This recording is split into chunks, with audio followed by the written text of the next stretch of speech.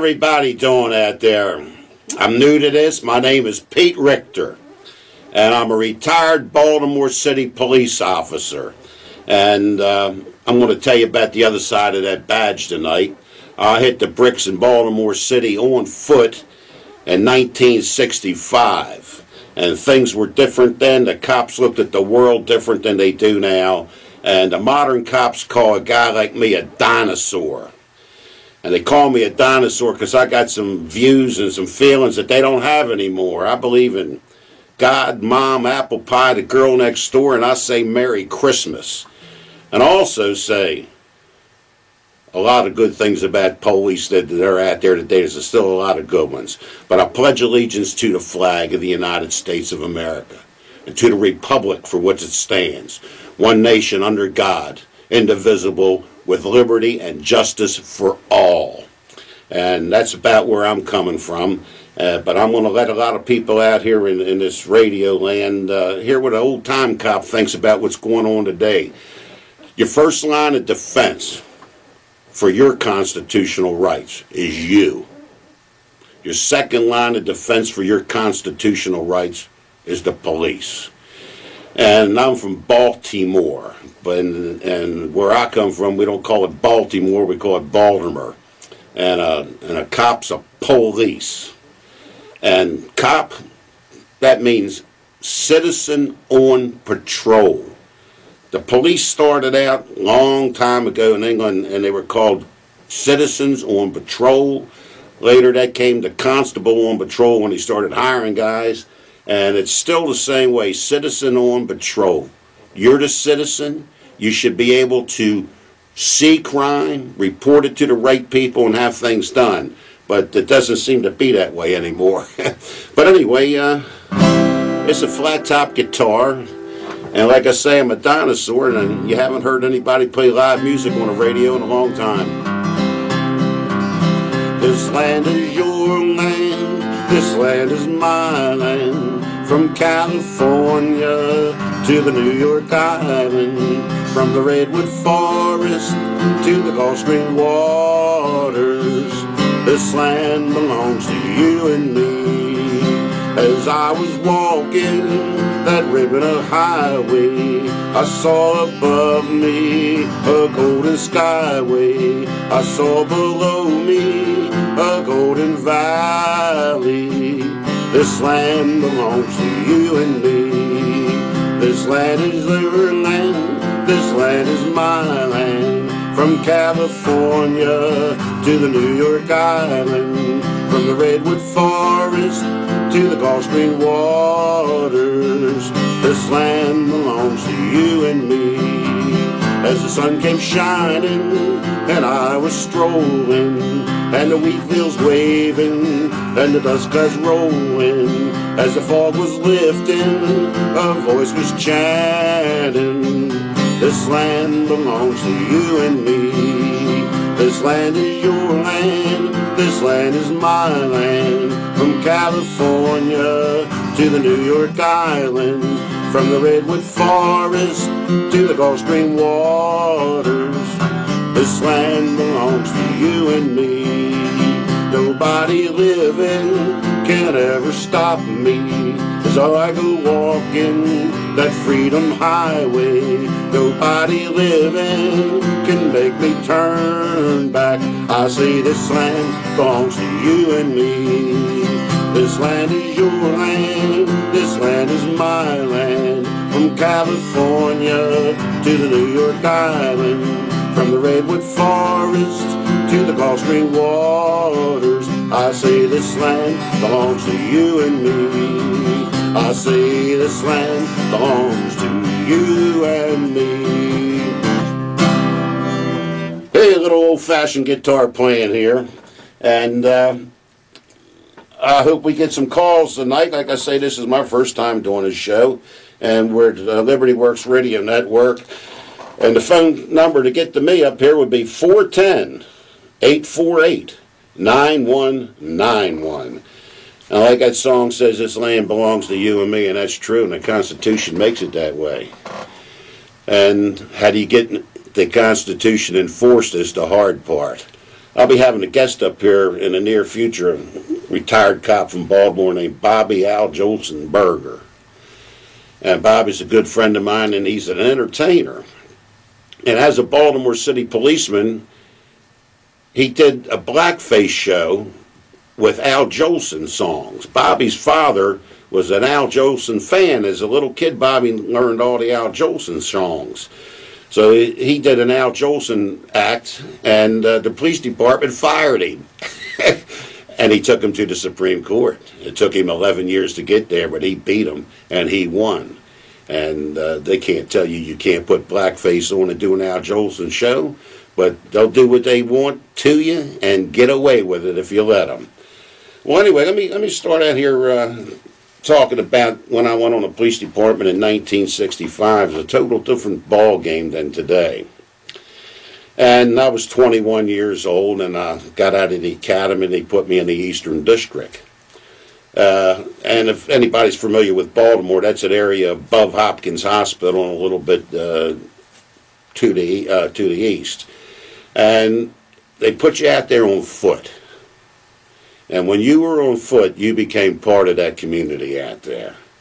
And I don't care how bad the neighborhood was that you worked, and I worked the ghetto, ladies and gentlemen, there's always more good people out there than bad. And when you get them good people on your side, they'll tell you who the bad guys are. And if you want to be a bad guy, you better be big enough and strong enough and bad enough to back it up, because you were out there by yourself. And the only place lonelier than a foot post on a cold midnight shift is this bayou down there in Louisiana. The loneliest bayou in the world is down in Louisiana, and it's called Bayou South. And that's how we were as police on that midnight shift. And a lot of times we was by ourselves. But as a young guy, young police, you'd have two guys in a radio car. One of them was off. You got to work that radio car. And I got to work with a lot of good men. And one of the ones that comes to mind right now is George Hoyt. George Hoyt was from Canton. That's along the waterfront. And it was all stevedores down there and factory workers, and he grew up in that neighborhood. When he was 16 years old, he lied about his age, joined the Marine Corps, hit the beaches at Iwo Jima, walked out of Chosin Reservoir with Chesty Puller, told the Marine Corps, you ain't fighting to win, George Hoyt ain't staying. So, his time was up. He got out of the Marines. He didn't re-up after Korea because he wants to fight. He wants to fight to win. Went down to the shipyard a little bit, and then he joined the police department. And these are the kind of guys that broke me in, and they looked at the world a lot different than cops today. I just ran for sheriff in Queen Anne's County. It's in Maryland. If you're familiar with the Chesapeake Bay, the Naval Academy's right there on the Severn River, and right across the Chesapeake Bay is Queen Anne's County. And I ran for sheriff to expose a lot of the corruption and the bad ways that the police are treating the citizens today. And I'm going to give you some true experiences that we've had since, my wife and I, since we moved to Eastern Shore. But the biggest complaint that I got from the young people, and I talk to a lot of young people, is they don't like the idea that they're stopped for nothing or barely nothing, and then they're intimidated into a car search. Well, the law says the police can't stop you unless they see you commit a traffic violation, or you or that car is wanted for a known crime. That's when they have the right to stop you. And then when they stop you, they can't search your car unless you give them permission, they arrest you first, or they look in and in plain view is contraband. And something that I totally disagree with is that, and the courts have been going along with this, is if the dog alerts, they can search your car. Well, not too many people know this, but the dogs are wrong 65% of the time. 65% of the time they search your car and they don't find any drugs. So either the dog's wrong, the police are lying. But you can't know that because you can't cross-examine the dog. But these are the things that are happening in this country, and guys like me and guys from the old school, we disagree with all this. And we think different than the cops today. I'm not knocking all the cops. There's a lot of good ones out there. But the way we looked at it was this. If you're not doing anything wrong, the government should leave you alone. If you're violating the law, different story. But if you're not doing anything wrong, you should be free to motivate anywhere you want in this country. And I find a lot of young people don't like the cops. And if there's any young people out there, 410-848-9191, Liberty Works Radio Network, give me a call, Pete Richter, and we'll hear your story over the air. Well, let me tell you one of the reasons, well, the main reason that I ran for sheriff. 13 years ago, my wife and I moved to Queen Anne's County, just like the Jeffersons, man, moving up to the west side, finally getting a piece of the pie. After working two jobs for 25, 30 years, putting the kids through college, we get to the point where, you know, we can move to a better neighborhood, bigger house. So we bought a piece of property, 2 acres, in a community, protected by covenants.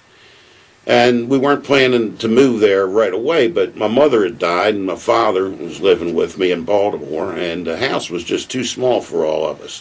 So we decided we're going to move down to lovely Queen Anne's County a little bit earlier than we thought. I was going to wait till I was ready to retire all the way. And lo and behold, the next door neighbor, here's the next door neighbor. Everybody's got nice houses here. There's driveways on my property. There's drainage ditches on my property. His basketball hoop is 3 foot from the property line. And he's got a son who plays drums 3 hours a day when I would be sleeping. And the level of these drums is 70 decibels. That's like a freight train riding through your house. Well, I tried to be the nice guy, and I offered to give these people the money to insulate their garage. I play music. I figured this kid's playing music. He needs his garage insulated. He could pound drums all day long. Wouldn't bother anybody, but he terrorized this neighborhood. And the other neighbors all hated it, but they wouldn't say nothing because there's drug dealing going on. There's stolen cars being sold. There's all kinds of violations of zoning laws and housing laws and covenants laws. Well, covenants rules anyway. So they all got together, and I'm on a dead-end street here, 4 or 5 houses, and they see me as a problem. Here's the old cop coming down there, don't want to listen to these drums that they don't want to listen to either. Well, anyway, to cut to the quick, the neighbors burglarize our first and only new house, do $22,000 worth of damage to it. The sheriff's department, sheriff deputy, tells us that the neighbor's son ratted everybody out in the neighborhood and they're going to make an arrest. I like to fell over. I couldn't believe it. Man, this is really great. But here's the moral of the story. They did absolutely nothing. The good old boy network set in. The incompetence of law enforcement today set in. And the original police report to this burglary was rewritten 3 months after the fact. Contained over 65 mistakes. This is a violation of law. Well, we had a choice to make. Handle this the way you handle it, East Baltimore, or do it the right way. So my wife and I decided, well, we're going to do it the right way. And let me tell you something. When you start standing up for your rights, especially in Queen Anne's County, you're the problem. So anyway, we're going to go for a break here now. And I'll continue this story right after this break. Hey, Pete Richter coming back to you here again. And we're at Liberty Works Radio Network.net. And the phone number to get a hold of me, if you want to talk to me tonight, is 410-848-9191. And let me continue with this story here, with this burglary in my house. Well, anyway, it took me about a week to figure out that these police are incompetent, that the good old boy network's on, and I'm going on the attack. I'm from the old school. I'm not going to hit you first. But if you hit me, I'm going to hit you back. Simple as that. Well, the first thing I started doing is the zoning violations that were prevalent in this neighborhood. And I find out that the zoning laws are only for certain people. Other people can do what they want. Certain people they go after. Same thing with the housing. But I'm going to basically deal with the police here and the court system. The date our house was burglarized, the main burglary suspect pulls into his driveway while we're standing on the front lawn, devastated that our home was burglarized. And I'll tell you what really went through my mind at the time. In the 60s, you had a lot of the civil rights actions, and Baltimore City was segregated at the time. The whites lived in one part of the town, the blacks lived in another. And a black guy would move into an all-white neighborhood, and some kid would put KKK on the mailbox or whatever, throw an egg at the guy's house, and he'd complain, and then we'd have to go out and protect the man. And I can remember being at a detail, and we're sitting outside the guy's house. And he comes home from work, and his wife and family's in the house, and I look at him, I know this guy from the east side. I said, hey, I know you, so we get talking to him, right? I said, man, what you moving here for? You know this is going to happen. He says, why did I move in here? Because I'm an American, and I'm entitled to live here. I said, you're right, and we're here to protect you. But, you're going to get some name calling and stuff. And, I didn't think much about it until it happened to me. Till my house was burglarized and vandalized by the neighbors. And I finally realized what that black guy must have felt. And he's an American just like every rest of us are Americans. But anyway, we're standing in the front of this house that's this lunatic burglar home. And he's also a cocaine addict. He had to go away 3 times that I know about to dry out from cocaine, beat his girlfriends up, beat his wife up, owes everybody money. And he's a real big mouth. He's got a 4-wheel motorcycle in the back of a pickup truck. And he came after the police left. No way should this guy know the police were there or the house was burglarized or nothing. And picture your hand, putting your thumb on your temple, and then opening all your 4 fingers out, and doing that on both sides of your head with both hands, sticking your tongue out, and like wiggling your hands. This is what this guy does to us, and he hops on his motorcycle and drives like a lunatic all over the street, all over everybody's property. So I get my camera out and I film him. So I went up to the court commissioners to charge him. They didn't want to charge him, but I forced it, and we wound up going to court, and the judge softballed it. The state's attorney at the time tells me that I can't use the video of this traffic violations because the judge don't like video. Isn't that something? The judge don't like video. But if they're using it, if the government's using the video on you, they seem to like it. So anyway, he softballed that. And I talked about drugs. And we're watching and filming drug deals going down. Call the state police, call the sheriff's department. They don't want to do nothing. I mentioned that these burglary suspects are selling bad cars. I'm going to give you one. One of the burglary suspects has a pickup truck on the street in front of his house with a for sale sign in the window with his phone number. I checked this pickup truck out. The serial number is listed to a man that owns a garage in Downingtown, Pennsylvania, about 100 miles away in another state. The history of that serial number has about 9 or 10 sales from New York to Florida and back again. It's displaying, and displaying means it's on the car, a Delaware license plate that's been expired for more than 4 years with a current sticker on it. Can you imagine how many tickets you could write to that? Well, by this time I see that the sheriff's department's incompetent and corrupt. I'm dealing with the state police. A lieutenant that I'm dealing with goes and tells the guy to move the pickup truck because I'm complaining. Unbelievable. Unbelievable. And I could sit here and talk about 10 or 15 more bad cars that they were selling. Another one that comes to mind was a Volkswagen, one of these other burglary suspects had on the street. Had expired tags on it, Florida tag, expired Florida tags listed to some fella down outside of Miami, Florida, on the street, sale signs all over. You call the state police, they just tell the guy to move it. I went out to the state police, I said, there's the violation, do something. He says, you got to prove to me that this is a public street. I said, oh, okay. I can see the games that you're playing, but that's the way it goes. But let me cut to a real good one here. As a police, I was trained to go up the chain of command. So I worked my way up to this chain of command. I went to the politicians, the local politicians. I went as high as I could. I went to the state's attorney, like talking to a brick wall. And I worked my way up to a senator. And the senator was running for office at the time.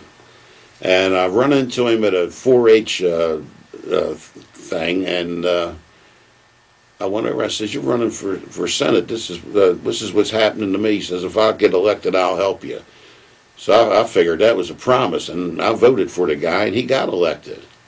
And I went to him. And here's the way they work. These politicians have a buffer. They try to stay away from you unless it's something good for them. But when there's a problem, they want to have a buffer between you and them. So his buffer was his secretary, and I'm dealing with the secretary, and I'm giving her my evidence and telling her what's going on, and everything, seems to be like they want to help me, because there's a lot of violations here, the law here. So I'm at my house one day, and here comes the Maryland State Police, plainclothes female. And she says to me, "You Mr. Richter?" I says, "Yeah." She mentions my business. I said, "Yeah." She says, "Well, you need a license for your business. You're not qualified for that license. And if you dare go to work, we're going to fine you $5,000 a day." Well, I'm in the security business. I said, "You don't know what you're talking about." See, the law in Maryland goes like this. Is probably the other states too. You can hire Al Capone to be your security man. The only time you need to be licensed by the state is if you're like Wells Fargo or Pinkerton, where you're sending men all different locations. But you can hire anybody to be your security guard. Now, I just have one contract, and I've been there a long time.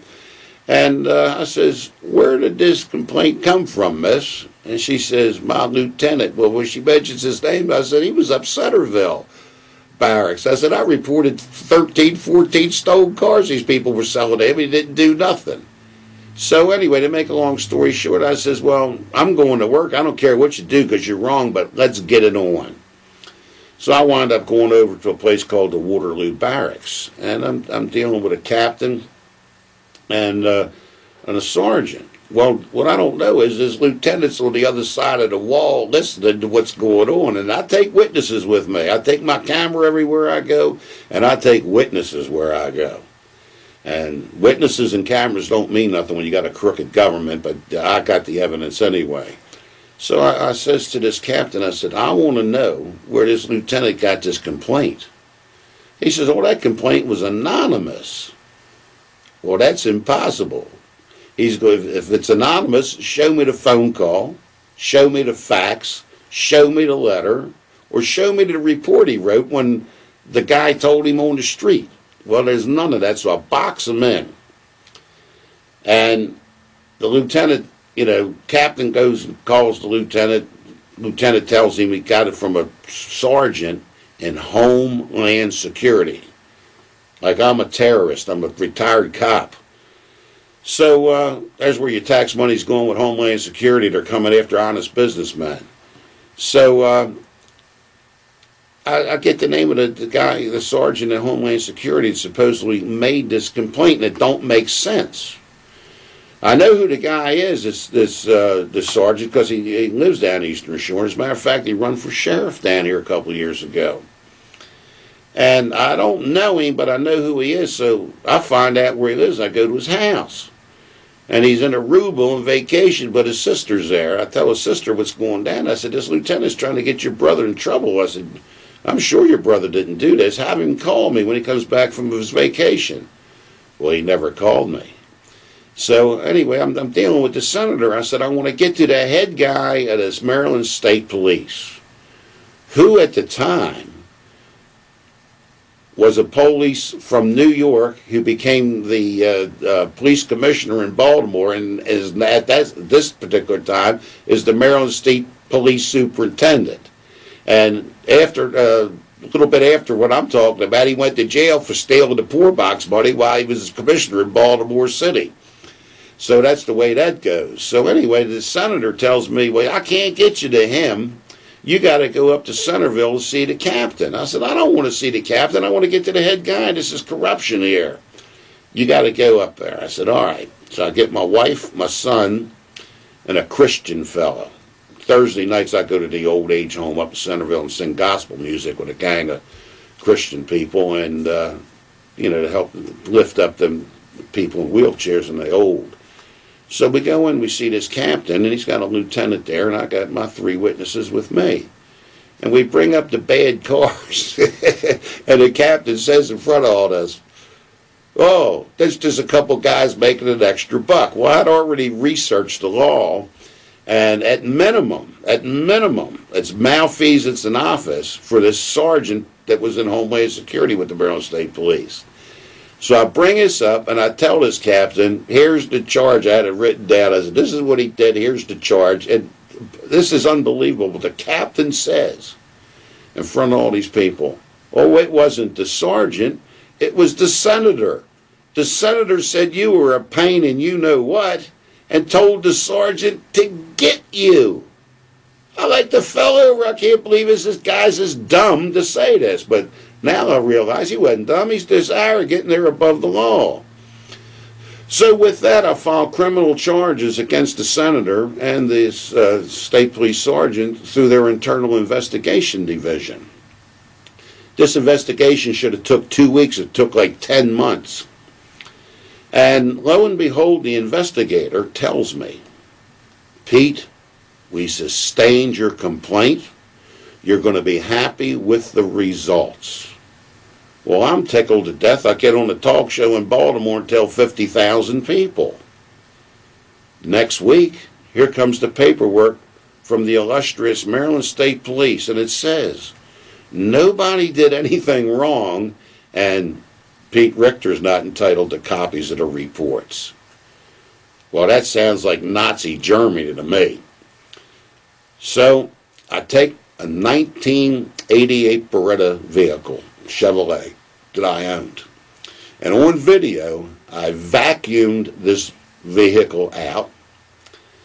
Showed by video there's no drugs in it, there's no contraband in it, there's nothing in it because you can't trust the cops today. Then on video, I drive up to a road called Pier 1. And if you're familiar with the Chesapeake Bay Bridge, if you're going from the western shore to the eastern shore, on the right-hand side, there's some restaurants right on the water and a road leading to the restaurants. That road is Pier 1. And Pier 1 and Route 8 is where the politicians park their vehicles, vote for me. Well, this particular senator parks his pickup truck there with the sign on there to vote for him. So I pull up and park in the same exact spot that he parks his pickup truck. And I get out with a bucket of real paint, and I put swastikas on my car, mention this senator by name and say, vote for him. Painted my phone number on the car. I pasted a 4-page letter that I wrote to the governor about the corruption. And after this little break here, well, I'll get back and I'll tell you what happened to my car when I exercised my First Amendment rights. Hey, Pete Richter coming back to you here again, the old retired Baltimore City Police. And I'm on Facebook, and that last name is like the earthquake scale, R-I-C-H-T-E-R.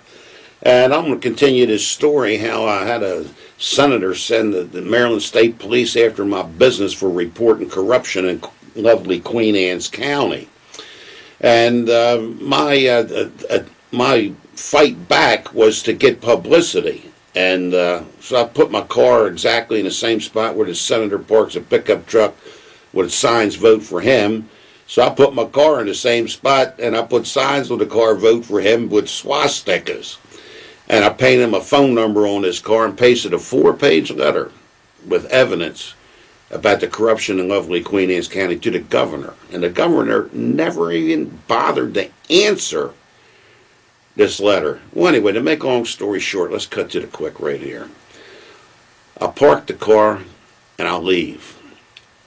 An hour and 15 minutes later, my windshield's broke. Wasn't broke when I put it there. Video evidence proves that. And it's in an hour and 15 minutes, it's got a repair order under my windshield wiper for this broken windshield. Well, guess what? The law says, not Pete Richter, but the law says you can't put a repair order on a parked car. And it's common sense. If somebody has an accident and the tires blowed out and he's got to go to the gas station or whatever he's got to do to get that car up and running, you don't put a repair order on a car that's been involved in an accident. You got to be driving a car in the state of Maryland to get a repair order. But not in lovely Queen Anne's County. So the next thing they do is they put a abandoned vehicle notice on my car. Well, the law says, not Pete Richter, but the law says an abandoned vehicle is inoperable and not moved for 48 hours. Well, I took my video camera and videoed myself moving his car every 12 hours so I wouldn't be in violation of the law. The senator wanted these sheriff guys to tow my car away, but they were aware of the 48-hour thing, and they said they can't do it for 48 hours, and he called the state's attorney at the time, who later on became a congressman, who got voted out of office. But anyway, a trooper was sent out to my car by the state's attorney. Trooper reports back to the state's attorney, advising him of what he has. And the state's attorney tells the trooper, leave him alone. He's protected under the First Amendment and a free speech. Leave him alone. He can do that. Well, the sheriff guys, they don't believe in the Constitution. So when they think the 48 hours is up, they tow my car away. And they don't tell me where it is. I come home from work. I can't find my car. It's gone. I call the police. Nobody knows nothing. It took me 6 hours to find my car. So they towed it to a garage and blocked it all in with pickup trucks and everything else. I couldn't get my car out if I wanted to. And when I left the car there, I left the emergency brake off. And it's got rear wheel drive. And I armed my alarm. And the reason I did this is that because I got the emergency brake off and I got the alarm on, there's no reason for them to go into my car if they're towing it away. No reason at all. And it's against their policy. Well, they disabled my alarm, broke into the car, and stole the letter I wrote to the governor off the windshield, off the side windows. So I call up the sheriff's department after I find this out. I say, I want my car back. They said, you got to pay the tow truck operator $100. Well, that sounds, if the mafia does that, that's called extortion. But here's the county doing it. The government's doing it. I said, no, I'm not paying you nothing. I want my car back. They said, you abandon your car. You don't get it. You're not getting it back till you paid $100. I says, well, if I abandon the car, give me the ticket. They said, you don't get a ticket. Well, the 14th Amendment to the Constitution says I get a ticket. You can't take my property without due process of law. But they do in Anne's County. So I wouldn't get the car. They didn't know what to do. They kept it a couple months and crushed my car into scrap metal. Can you believe that? It's the United States. Crushed my car into scrap metal. So I wound up getting a lawyer that's a constitutional expert out of Salisbury, and a fellow named Robin Cockey. Anybody needs a good lawyer on constitutional issues, you get this Robin Cockey. Well, we wound up in federal court in Baltimore this past December over this car. And what happened in this courtroom is just unbelievable. Unbelievable. We were supposed to have Judge A, and somehow we didn't wind up with the judge we were supposed to have. We wound up with Judge B. So anyway, we go to court, and I'm armed with my video, and I testified just like I talked on this radio, and I showed his video. We called up the deputy as a witness for our side to make sure certain facts get in. Well, you can't cross-examine your own witness. But we know this guy's going to be a witness when they present their side of the case.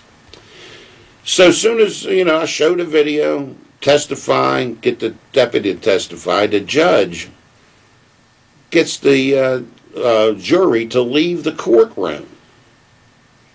When the jury's gone, the judge in a nasty way tells me, my lawyer, we didn't offer one bit of evidence to prove our case. Therefore, even if the jury rules in your favor, he's going to override the jury. Well, he's got the authority to do this. I didn't know it. I didn't believe it. I said, what is this, 60 minutes or so? I mean, not 60 minutes, candid camera. Maybe that's what I'm thinking it is, candid camera. This can't be real. Well, anyway, if you're the county, why would you go forward with your case? You're going to rest your case right there. The judge just said you won. Well, that's what happened. The jury comes back. The county gets up and says, we rest our case. So we go right into the closing. My lawyer reads out of the law book the law on abandoned vehicles, the law on the repair order, to the jury 5 times. Every time he reads the law, the judge tells the jury, that can't be the law. That's impossible. That's not the law. So therefore, the jury ruled against me. Now I got to wait another year or so to get to the next level of the court system for an appeal on his case. And this is why my friend Bobby Berger took 11 years to get to the Supreme Court. You can't get a fair shake in these courtrooms if the government is against you. Now, I'd argue with anybody, 95% of the time, the most crooked cop, the most crooked state's attorney, the most crooked judge does the right thing, because 95% of the time, they're dealing with routine stuff. But when that order comes down, I want this case to come out a certain way, they can do it. A judge can make any case, whether it's jury trial or not, come out the way he wants, and so can the state's attorneys. And this is one of the biggest problems with our country today. We got boys and girls getting their arms and legs blowed off overseas fighting for this Constitution, while these bums are above the law. And it's as simple as that. We got to get this Constitution in force. And like I said at the beginning of this show, you are your first line of defense for your constitutional rights, and this is what I want you to start doing right now. The next time you go to one of these big box stores like Best Buy, Walmart, or wherever you have where you live, and you paid for your stuff, you're not suspect of a crime. There's no reason to believe you committed a crime. And when you go to leave, when that person at that door, that security guy, says he wants to see your receipt, you tell him, no thank you. Who are these people at these stores to demand that you prove your innocence when there's been no crime committed? And I sit and watch at these places, and people just can't wait to give up that right that brave men fought and died for. It rubs me wrong. And I hope it rubs you wrong out there. And the next time you go to that store, tell the guy, I'm not showing you my receipt. And here's what they'll tell you. There's a sign that says you got to do it. Well, how about I put a sign up that says you got to give me all your money out of the cash register. Do I get it? Of course not. You got to have authority behind a sign. Another thing they'll say is, it's my job. Well, I don't work there. You work there, not me. I don't have to do what your job tells you to do. But the best one is this. It's our policy. Our policy says. Well, guess what the policy was in Mississippi about black people riding the bus? Get in the back of the bus. Policy. Well, policy schmolicy. The law's the law, and the Constitution's the law. And that's the way I see it. But I'll be telling you more stories about this kind of treatment. And one of the things I'm going to do right now, though, is I'm going to do something else that the dinosaurs do. When I was a kid, you heard a lot of entertainment on the radio, live. And our government is based on Christian religion. And I'm going to sing the old-time gospel song now. And I learned this one from a World War II guy named Wilson Piper. He lives somewhere up in Pennsylvania right now. And I can remember hearing Wilson sing this song. And I like it. There's a story so unkind in the holy book you'll find. Tells how Jesus stood alone one day. False accused but then condemned, but they found no fault with him. The man that wore the scarlet purple robe. Purple robe my Savior wore. Oh, the shame for me he bore. As he stood alone, forsaken on that day. And they placed upon his head piercing thorns of blood-stained red. His raiment was a scarlet purple robe. In Pilate's judgment hall, he was scorned and mocked by all. Tears of sorrow fell upon his cheek. Soldiers of the wicked man smote him with their evil hands. The man that wore the scarlet purple robe. Purple robe my Savior wore. Oh, the shame for me he bore. As he stood alone, forsaken on that day. And they placed upon his head piercing thorns of blood-stained red. His raiment was a scarlet purple robe.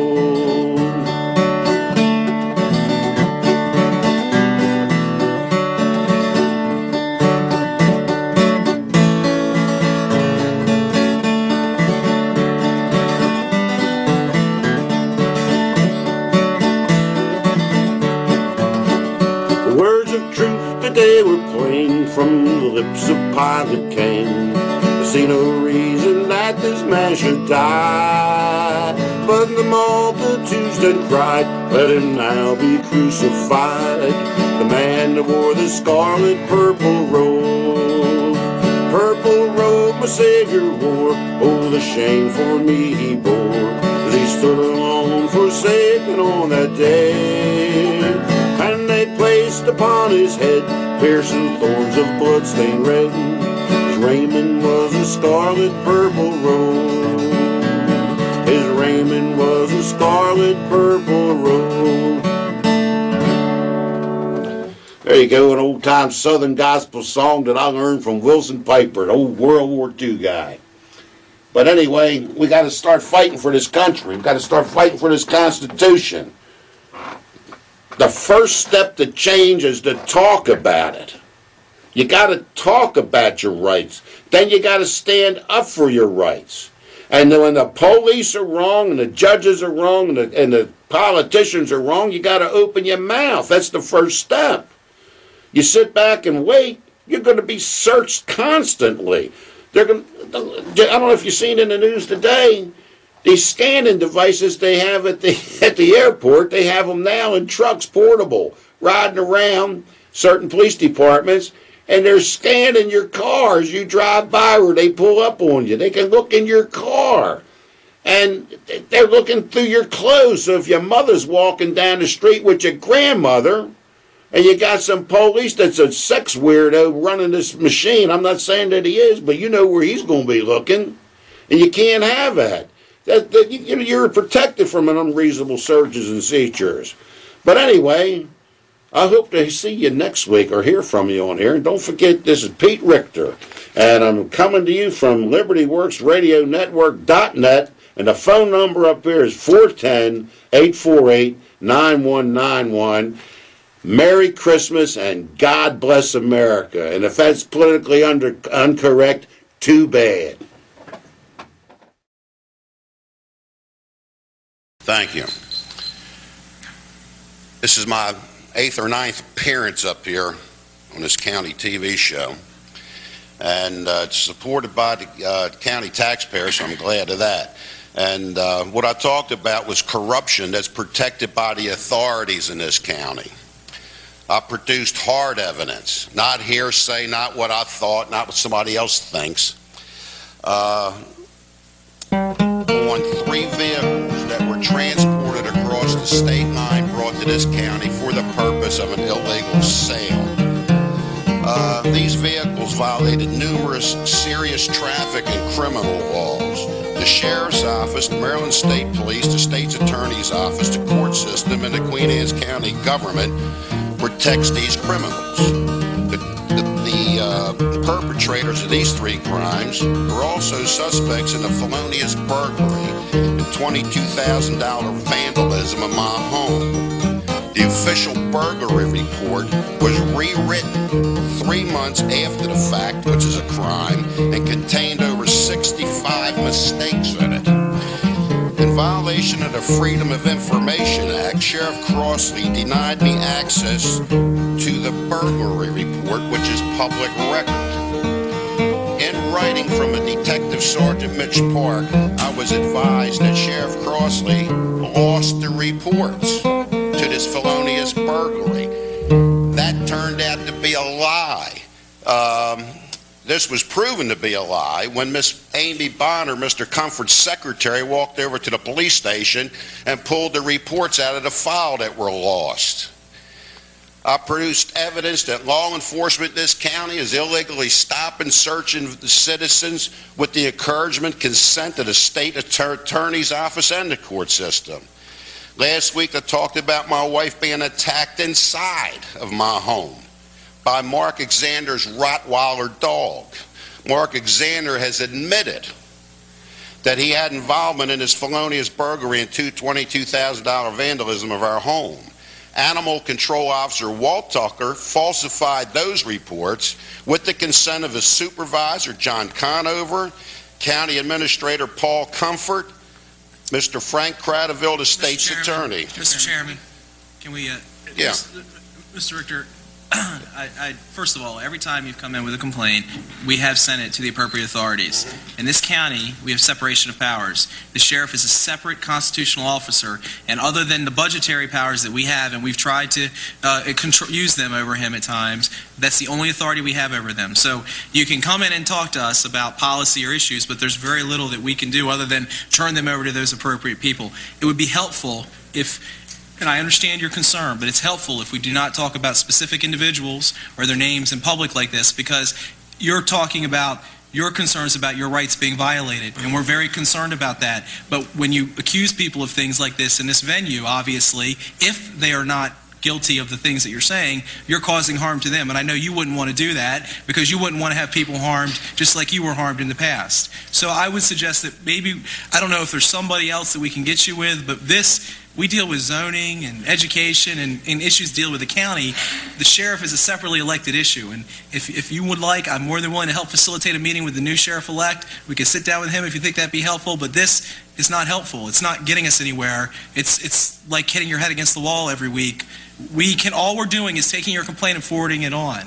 And all we're doing, and it doesn't help when you come up and then the same people who are asking to forward the complaint, you're saying bad things about it. Makes them less. Bad things. These are crimes. I have the right to freedom of speech. I'm saying here, these people are public servants, and I respect your right. And they're working on the taxpayer's dollar. And I respect that. And you guys control the taxpayer's dollar in these people, and that's why I'm bringing it up here. And I'm also bringing it up because we're on television, and I want the whole county to know and the whole world to know how it's run up here. That's why I'm here.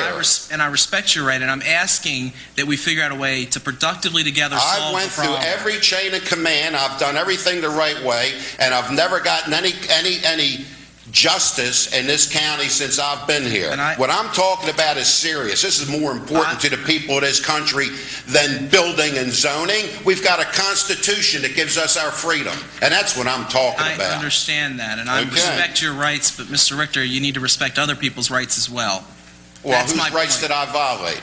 I think when you list people's names and make accusations about them, then you're no better than the people who are doing things to you. Well, I'm That's my glad you're point. saying they're no better than me, because that's why I'm And up if here, you because have- I'm equal to everybody else. If you have serious concerns about any employee, then bring them to us, and we will fully investigate. I've And we written will look letters to into just about everybody up here. I don't even get replies on registered letters. I'm just so glad that the taxpayers have this television show. All right, well, I'm more than willing, look, I am more than willing to sit down with you personally and try to get your concerns in the appropriate venue, but it doesn't do us any good for you every week. It does plenty good, because until you just said this, I got nowhere. At least I'm getting some attention now. That's not fair. I've talked to you before about this, Yeah. and I have forwarded every one of your complaints over there. I haven't got a response on any of them when you forwarded my them point too. to you is, Mr. Richter, is that we have no authority over a separately elected individual. And my point to you is, and I understand what you're saying, and I'm not denying you don't have the right to do what you're doing today. You do.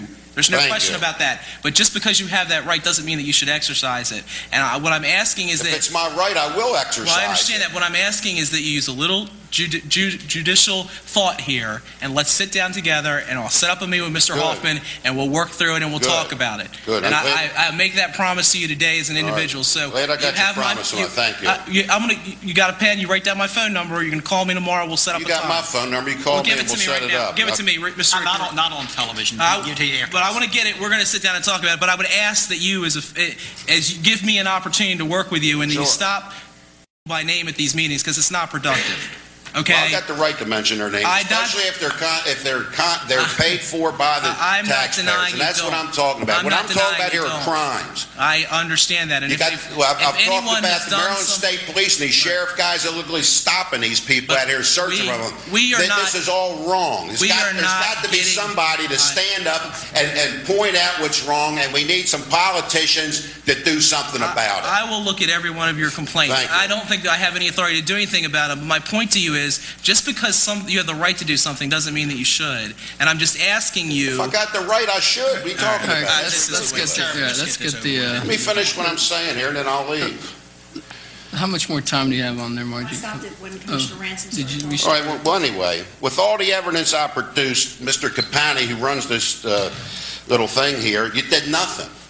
But however, you did try to deny me my constitutional rights when I was up here the last time, trying to curb my speech.